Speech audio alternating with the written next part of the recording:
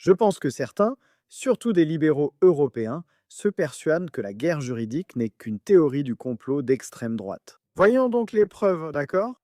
Nous avons vu bien sûr le président américain Donald Trump faire face à des années et des années de guerre juridique. Nous avons vu récemment en Roumanie une élection tout simplement annulée, arrêtée en plein milieu. Nous avons vu la favorite à l'élection présidentielle française, Marine Le Pen, interdite même d'être candidate, et nous avons aussi vu récemment le vice-premier ministre d'Italie risquer potentiellement 6 ans de prison. Et bien sûr, c'était simplement parce qu'il avait refusé de laisser un navire de migrants accoster dans un port italien. Et il a déclaré là-bas qu'il avait tenu ses promesses en luttant contre l'immigration de masse et en réduisant les départs, les débarquements et les morts en mer. Maintenant, Salvini a été totalement acquitté.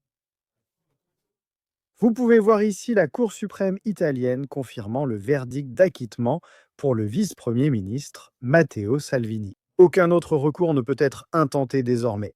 Et vous pouvez voir là Salvini déclarant que défendre les frontières n'est pas un crime, avec la première ministre italienne Giorgio Malone affirmant que l'acquittement définitif de Salvini est une bonne nouvelle. Et cela confirme un principe simple et fondamental.